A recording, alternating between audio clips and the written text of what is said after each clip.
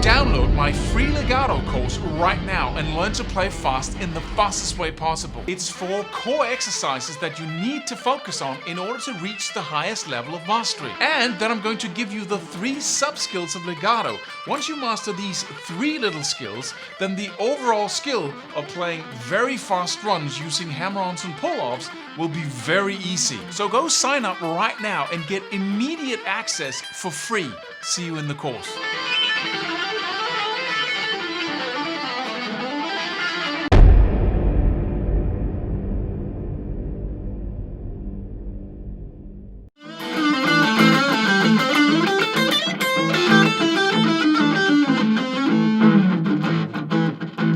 Hi!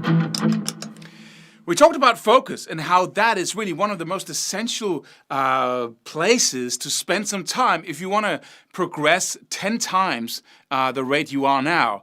And you really can. Just look at the areas of playing guitar. Let's say you really lack rhythm skills. Like when you try to solo, you can't really, you stumble and fall because you can't play the rhythms that you want to play underneath the notes. When you play riffs, you have a hard time getting into them because you don't really have the skills of playing them because you lack the rhythm skills, right? So everything that you try to play on top of that is going to suffer because of your rhythm skills. Once you bring those up, then you can suddenly hear how good you are at technique, at all the other things like scales and your soloing capabilities, right? So focusing on that is going to make the biggest difference in your development now, right? That's just one example on the global level of guitar playing. But when we then look at individual skills like playing chords, soloing, soloing where we have techniques, for instance, underneath techniques we have picking up and down on one string, which is an essential thing that we all need to master. And in that little area, what is there an exercise we can do that means more to your development of these skills than anything else? Because there always are. There's 100 things you can do always, right? There's 100 things you can practice and spend your time on. And it's impossible to do it all, right? So what you need to do is not do it all or look at the all and go overwhelmed, right? You need to focus and say, what are the few essentials that I can do that will mean more to my development than all the other put together? And it's always like this in any endeavor. There are always the vital few over the trivial many. So when it comes to picking and alternate picking, developing your picking skills, there's one exercise. Because what we just found out in the previous video is that it's all about accuracy. Once you have picking depth accuracy when you pick, then suddenly you have the same amount of resistance going back and forth across the string because there's the same picking height, picking depth. So it's the same resistance, and you don't really need to go any deeper than the string itself, so you can't really see the pick underneath the string if you look from it from the side. When we know that that is the actual challenge, we might try to say it's not it. We want to do all kinds of stuff, and we can come up with all kinds of weird analysis of why we're not progressing as fast as we want, but it's only confusion. Because once you have that total accuracy when it comes to picking depth, it's no problem anymore. Of course, there's sub-skills that you need to practice, but once you have that,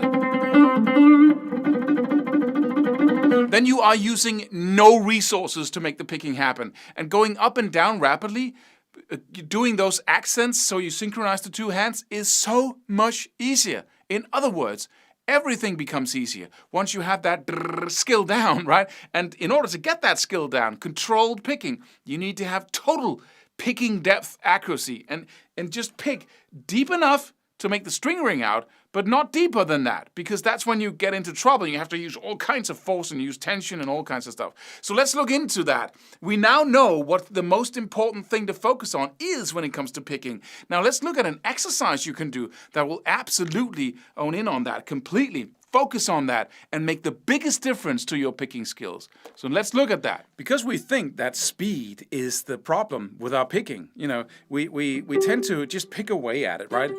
We just pick out and we develop whatever technique is the most intuitive, and we struggle with, is this really the right way of doing it? Should I hold my pick in a different way, right? But that is not the focus. The focus of picking fast is not picking fast. It's accuracy, as we've been talking about in other videos. So how do you practice accuracy? You make sure that you don't pick any deeper than the string itself, because that's all you need. And if you can do that on every pick stroke, up and down, then that's just, then playing fast is just a matter of having your accents right.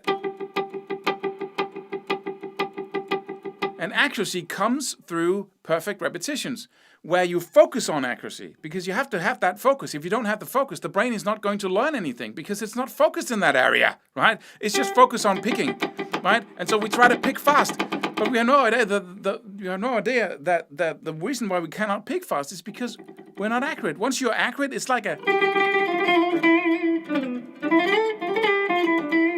a machine almost, right?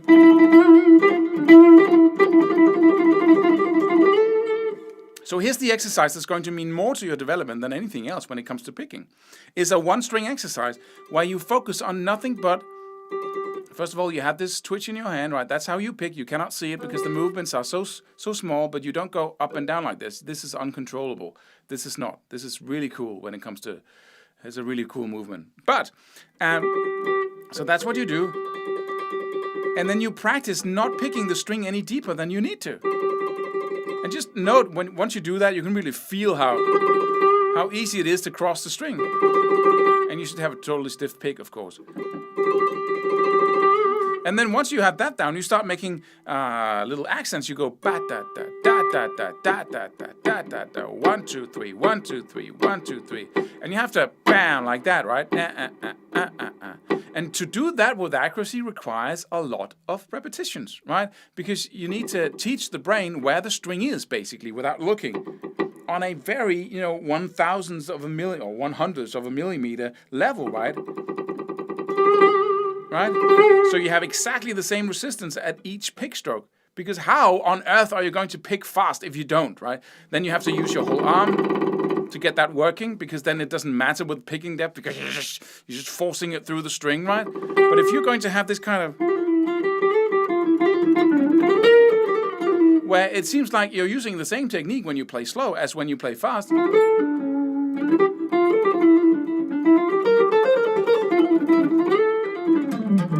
then you need to have these repetitions where you focus on accuracy. That's it, right? And every string is different, so you have to practice on every string, because this is very light, this is very heavy, this is round, right? So picking accurately on the low strings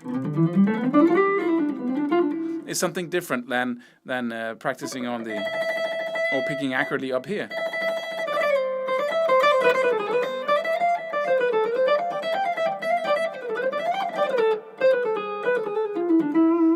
So that's the way, that's the focus. Once you're accurate, then learning all the other little aspects of picking is really easy, right? Yeah, easy, I wouldn't say, nothing's easy on this instrument. It requires you to repeat stuff, but it will mean more to your development than any other single thing that you can do when it comes to picking. Now, this is just one little thing that I pulled out of my new 30-day course that's all about how to get 10 times the results out of the same practice time that you're using today. And you really can. Just imagine if you stacked these insights, stacked these methods for 30 days, 1 hour a day, right? It's just incredible how much we can do when we start being intelligent about what goes on and really start using the principle of rapid development. And it's, go check it out, right? You can click the link down here, go to the webpage. There's a free webinar you can watch, and go check it out. See if it's for you, and then I'll just see you in the next free video.